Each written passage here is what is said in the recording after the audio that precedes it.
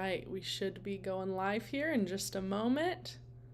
Gonna just check the tech real fast, make sure that we are up and running and that audio is working.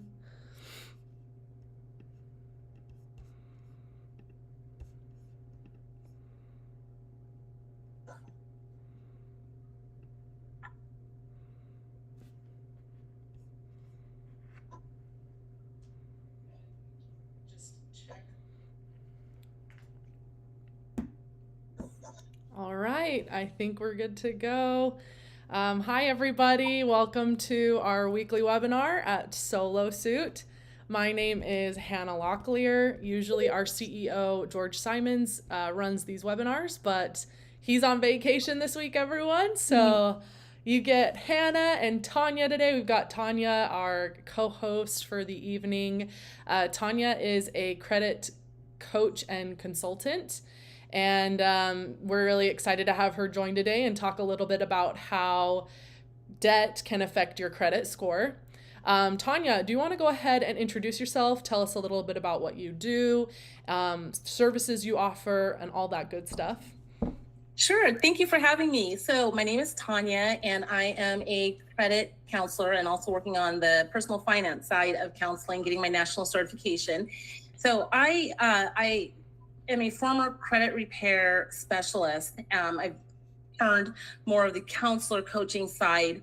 A lot has changed in the credit repair industry. I'm seeing people just getting sued left and right for debts, even though they've gotten things removed from their credit report.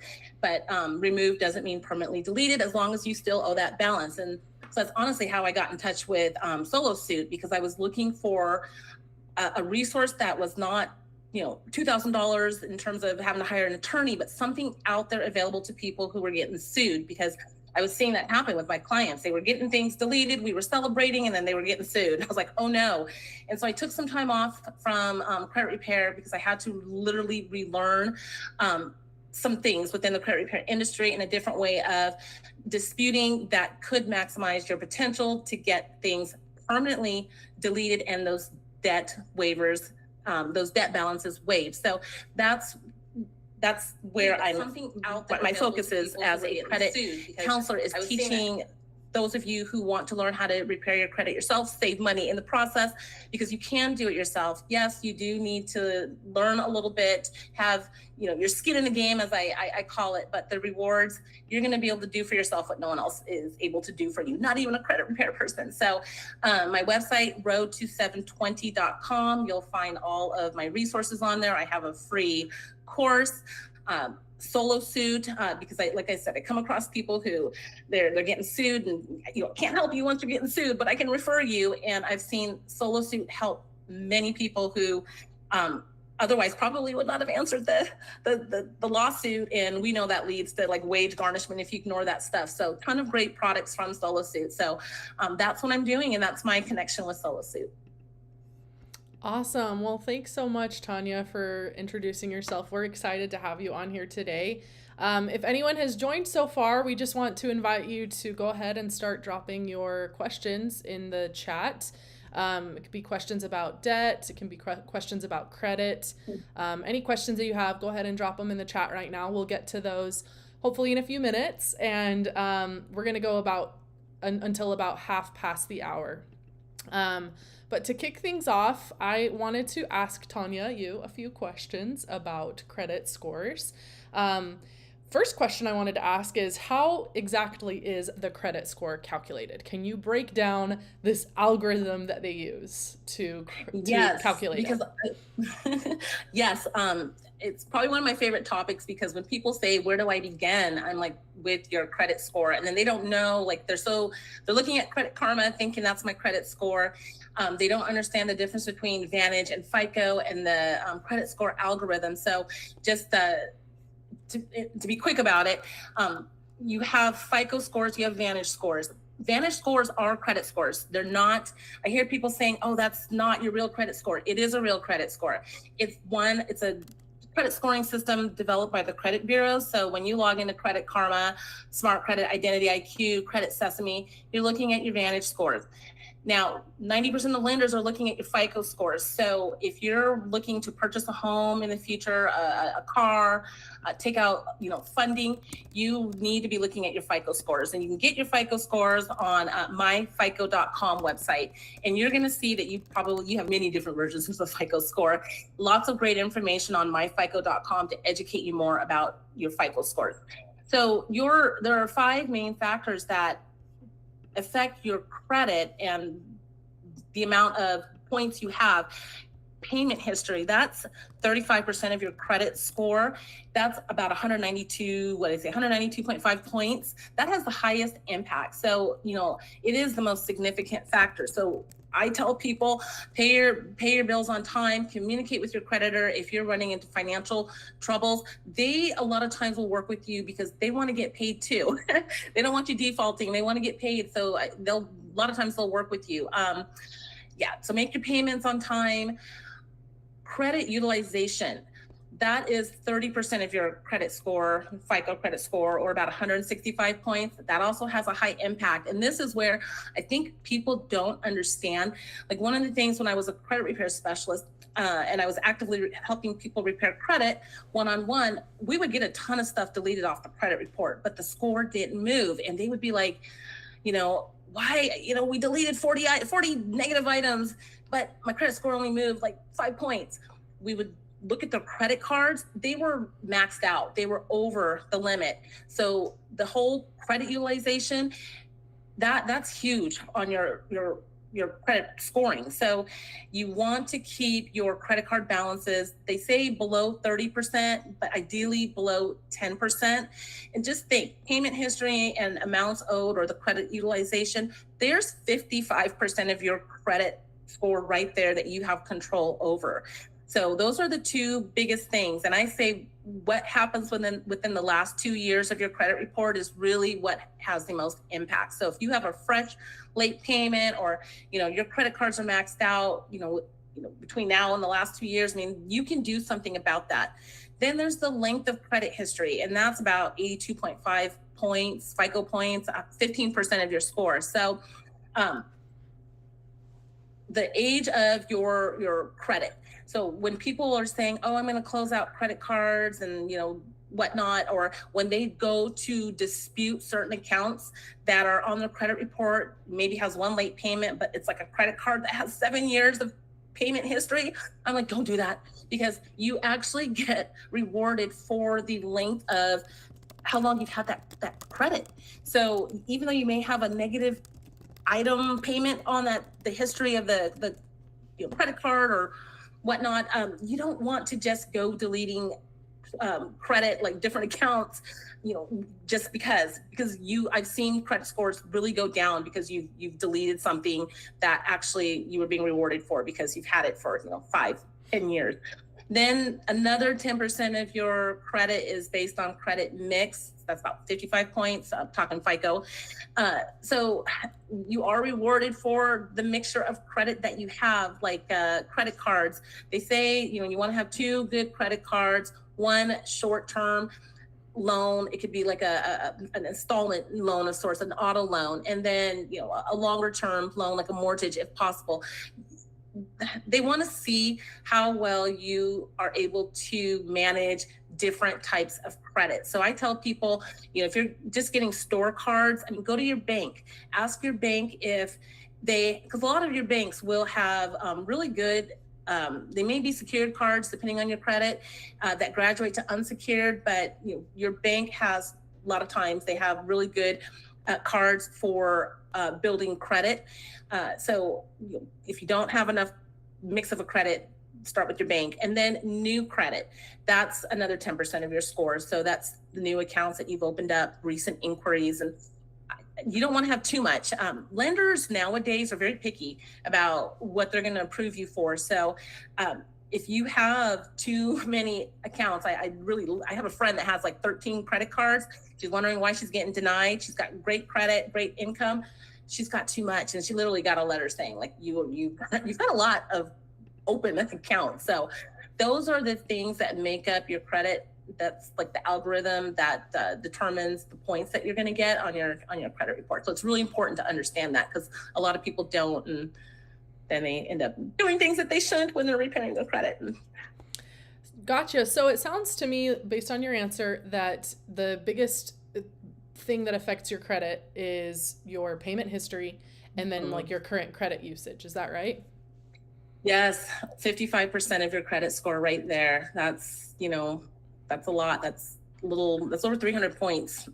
Yeah. So can you give us just another quick breakdown? You explained each of the different aspects that affect a credit score, but can you just tell us the percentage and what it is that affects it really fast?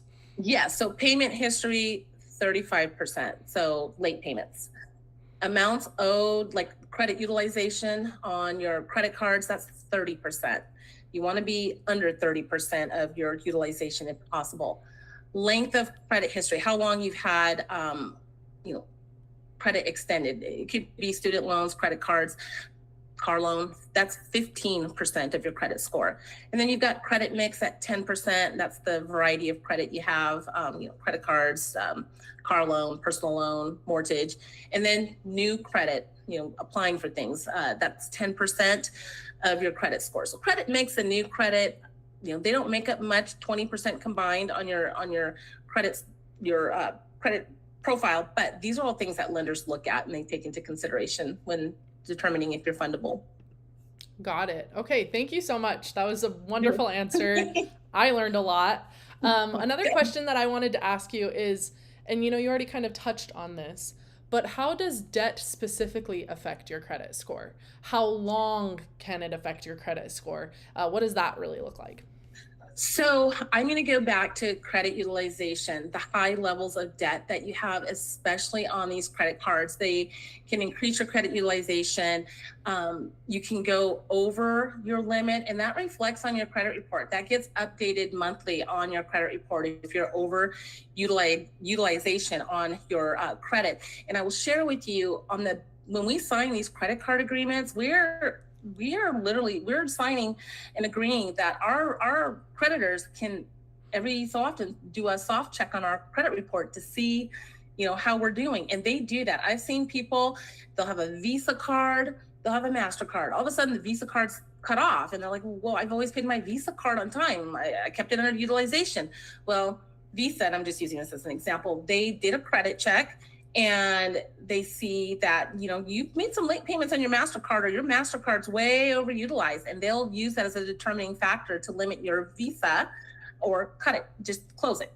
And then, so people wonder why they'll have one credit card closed out for seemingly no reason, but your creditors are looking at your credit profile and how well you are overall managing your credit, your debts, and if you're going to be a risk to them. And then they'll if you're overutilized, I've seen people's limits get cut. So they might have had a $10,000 limit. Now they're down to $5,000 limit because they've been staying overutilized, and it's a red flag to that lender. So utilization, that's the biggest factor. I mean, that really does impact your credit score. And then the payment, failing to make timely payments. I mean, one late payment that gets reported to your credit report can significantly impact your score. The higher your score is, like if you are in the 700s and say you forget to make a payment and it gets reported to your credit report, you're going to see a bigger decrease in your credit score. I've seen up to 100 points versus someone that had maybe a 550 credit score, so their credit's already impacted, and then they get a late payment.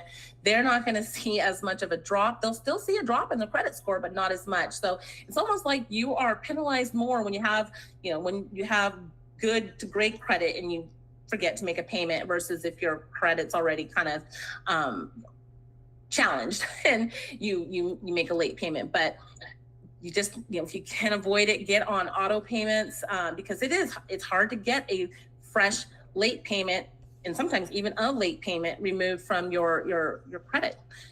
So don't be late.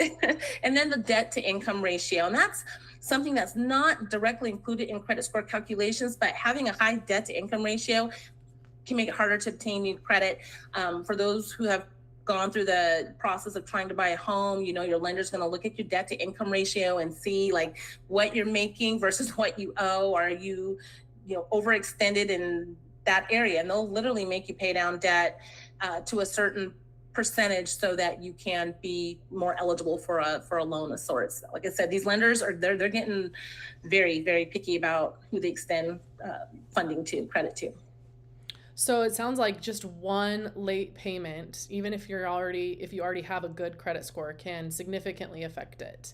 It can, yes. Okay. Go ahead. Sorry. I'll tell you, if you're late on a payment, and some of you may have noticed, I noticed this by accident because I, forgot to make a payment one time, and I'm like, oh no, I'm a day over. I got a day over on my credit card. Everything's on auto pay now, but I got a late payment fee, and I was so scared it was going to impact my credit because I don't have anything bad on my credit, and I want to keep it that way because I was one who had like bad credit back in the day. So I called the lender and I was just like, so sorry, I switched banks and forgot to put this back on auto pay. Is this going to impact my credit score? Is it going to go on my credit report? What do I need to do? I've got it on auto pay. Promise it won't happen again. Look at my payment history. I've had perfect payment with you guys. And this person told me it won't. You have, like, when you have say your payment date was July 30th and you forgot to make your payment and now it's July 31st, you literally have 30 days from the date that the payment was initially due to make that payment before it hits your credit report, impacts your credit score. So even if you're late by a day, yes, you may get a late payment fee, but there is still a window of 30 days. And then after the payment due date, and if you don't make your payment within that time, then it'll report. The lenders and creditors are required to report it. So you've got this window of time, and I just can't stress enough, communicate with your lender, your creditor if you're having issues, because a lot of them have hardship programs and they'll work with you because at the end of the day, they want to get paid too. Got it. Yeah. So it sounds to me like, most creditors are willing to work with you.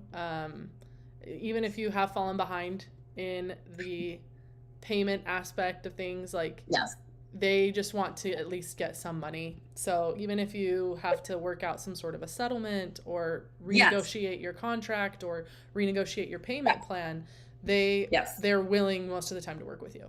They are. And some of them they may put you on like a 6-month plan where they drop your interest rate to 0 to give you time to get caught up. Others, they may close your card, but they'll put you on a payment plan so that it doesn't impact your credit score. You're not on your credit report. So a lot of lenders, you just have to ask for their hardship program, or I always recommend asking to speak with like a manager or supervisor about your situation, because a lot of times they have the ability to override things that a regular customer service agent wouldn't. They may know of things that a customer service agent wouldn't. So, but yeah, communicate with your creditor and lender. Don't let it get to a point to where it's impacting your credit and you're possibly looking at getting sued. Yeah, well, that's good to know, though, that creditors will potentially work with you. And I do think it's important to emphasize that, if you're dealing with unexpected life issues that have, or life events that have made it hard to keep up on your payments, like, reach out to your creditors and do it early in the process, because the earlier you reach out, I think easier it is to find a resolution. Yes, absolutely. Especially if you can do it before it goes to like debt collections or something. Yes. Yeah, because I believe a charged off account looks much worse on your credit report than like a missed payment, or maybe like renegotiating your contract might look, right? Can you give us a charge off is the worst. There's no coming back once a charge off reports on your credit report. Even if you have a collection account, as long as it's within, like, the companies have their internal collections and then they have the outside third-party collection. So, and I just had this happen with someone I'm coaching. They had a medical bill. It was on a credit report. They needed to get a car. Their car broke down. They need to get to work. So, but their credit score, they were looking at 29% interest on a car. And I was like, don't do it. So they had a medical bill, and it was still within the hospital, their internal collections. So I said, call the hospital and let them know, like, don't ignore this any longer. Call them, let them know you were having a hard time last year, like roof over your head. You really had some struggles and you're in a much better position now. Ask them to pull the collection account back because they still the hospital owns the balance. It hasn't been sold off. So this person did that. And the hospital pulled the collection back. So it was no longer reporting on their credit report as a collection, and they set up a payment plan. So they're making their payments. Their FICO score went back up, and now they're looking at getting a car at a much better interest rate than 29%. So even if it's in collections, as long as it's not been sold off to a debt buyer, you can request to have it pulled back.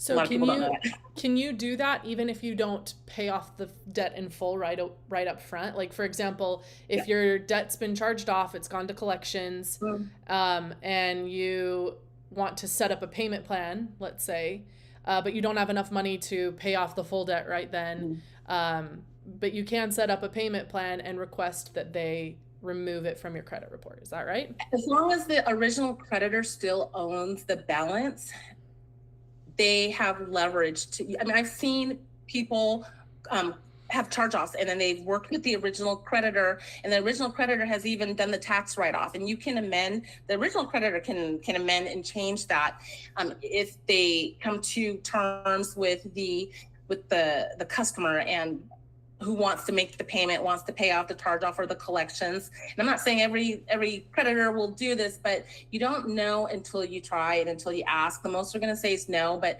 I've seen more original creditors and lenders wanting to work with a customer, because I think the worst fear of a lender or creditor is that you're going to, file bankruptcy and then they'll never get their money. They just won't get their money. So they want to work with you because they want their money. So you just ask and don't be afraid to. That's what the debt settlement companies are doing. And I don't know if I recommend debt settlement, but they're negotiating on your behalf. So instead of having someone else negotiate on your behalf, you can negotiate on your behalf. It's a conversation that you want to have with your original creditor or lender. And then I believe you have a product that also helps with negotiating settlements, correct? Yes, we do. So unlike traditional debt settlement companies, we have a product called Solo Settle. Basically, it's like a tech-driven approach to debt settlement. So instead of, having to work with a company where they request that you stop making your payments and save up so that then they can offer your savings as a lump sum payment, that's how a lot of debt settlement companies typically function. With Solo Settle, though, you can use our software, our app on solosuit.com to send and receive offers to the creditor or a debt collector. And so basically you can negotiate with them after you've been sued. And it all goes through our software. So you don't have to call the lawyers and negotiate on the phone, because that might be kind of nerve-wracking for some people, especially because oftentimes when you're negotiating, you're talking to professional negotiators. So you're probably not really, you don't have the upper hand in that situation. Right. And so it can kind of take a lot of the pressure off knowing that you can do it digitally. So yes, with Solo Settle, you can send and receive settlement offers, and then you can take it all the way to the debt settlement agreement. And once you've reached a settlement agreement, we ask the law firm that is suing to send documentation of that so it can get filed into the court case, and the case essentially can get dismissed. But yeah, so it's different than a traditional debt settlement company because it doesn't, we're not asking people to stop paying their debts to save up for a settlement. We're working to help people settle faster. So it's not this drawn out process, basically. Okay, and that's if you're being sued, correct? Not if you just have a collection or charge off and want help. Yes, that's right. So Solo Settle is specifically designed to help people who have already been sued. That is such a cool product. I saw that on your site and I was curious about that. So if anybody is being sued and wants to settle, check that product out. I know I would if I were in that situation, so thank you. Yeah, and since we're on the topic, I'll just go ahead and drop the link to sign up for Solo Settle on the chat for anyone who's interested. It'll also be on our bio for those watching after the live stream. Not on the bio, excuse me, in the description of the video. But yeah, and we also, on top of that, we also, for people who've been sued for debt, sued by debt collectors or debt buyers, we help people respond to the lawsuits and defend themselves in court. So we also have a service. It's just our legal answer. It's a document that you can file to block a default judgment, and this can also buy you time to negotiate a settlement, and work with creditors and collectors to resolve the debt through settlement. But yeah, Nice. That being said, we've only got a couple more minutes, so I'm just going to go over a couple questions from the chat. The first question is, Tanya, how long, so this is from Lakeisha. She says, how long do I have to wait until I dispute a settled account? I paid off my account in April, but it's still showing late for May. So you paid it off. The original creditor got their money. I would say wait until the next 30 days. Make sure it's reporting on your credit report that it's settled, and then dispute it. And what I have found with accounts that where a person has already, they've made the payment, it's now settled. When you dispute with the credit bureaus and they send your letter to the creditor already got their money, or if it's a debt buyer, whoever owned that balance, they got their money. So a lot of times they don't even respond to the letters. And so, by law, the credit bureaus, if they don't get a response within 30 days, they have to suppress or remove the collection account. So just because a lot of people don't, they go, oh, I'm not supposed to, I can't, it's going to be hard for me to get this removed because I've already paid the debt collector or the creditor. It actually could be easier because they got what they wanted. So they're not obligated to answer and, validate the debt anymore. Got it. So that actually brings up a question that I have.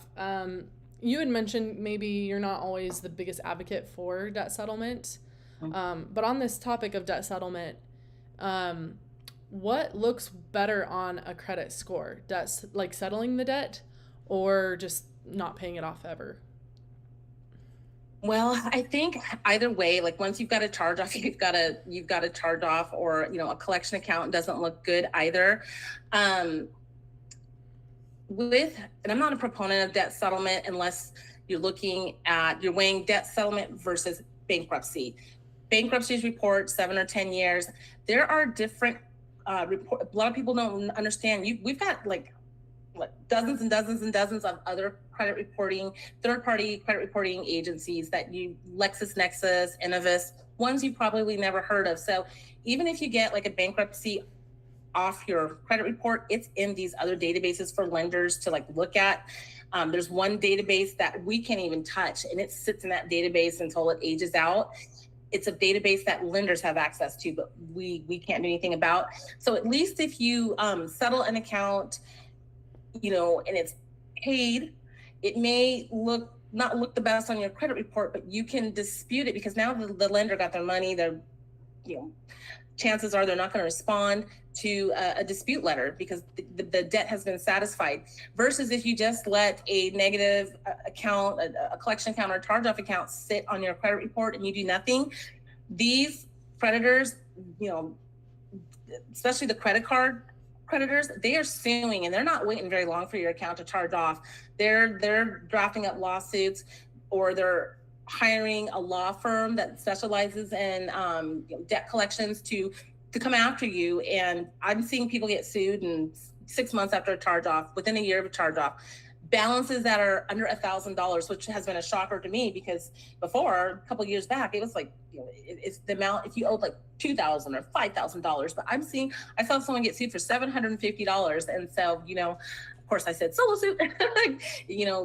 Don't be afraid to answer a lawsuit. Don't ignore it. That's the worst thing you can do. Don't try to run from or hide from a debt collector or a debt buyer or the original creditor, because they'll go to the last address that's on your credit report, and if it's not updated, they can try to serve you at the last known address, and they can make the attempt, go back to court and say, we attempted, The judge could say, okay, well, put it in the newspaper then. And how many of us are looking through a newspaper to see if our names are on, on that list? And then the next thing you know, people are getting wage garnishments, not understanding, like, how did this happen? I never got anything. Well, you were served at the last address on file. So don't just, the worst thing you can do is do nothing. But if you do nothing and you are looking at getting sued, or you've received some form of communications, get with Solo Suit. Don't be afraid to respond to a lawsuit. Solo Suit is a fraction of less than a fraction of what you would pay an attorney. And I know, because I partner with a consumer law firm, and I think they started about $1,200, $1,500 for a case. And depending on the case, it could go up. So Solo Suit is definitely your alternative. Thanks so much. Yeah, I do want to emphasize that, the worst thing that you can do is nothing. So yes. If you are falling behind on payments, reach out to your creditor, see if they'll work with you.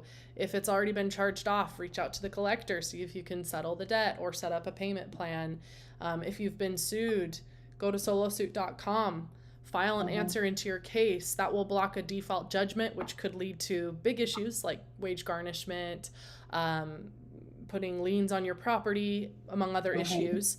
So file an answer into your case to block that default judgment. Even if you want to settle in the long run, file the answer, and then you can use Solo Settle to negotiate a debt settlement, settle the debt for less, save money, and resolve the lawsuit.